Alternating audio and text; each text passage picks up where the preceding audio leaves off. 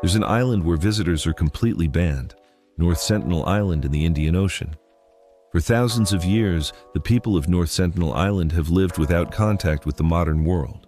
The island is protected by the government, and approaching it is illegal.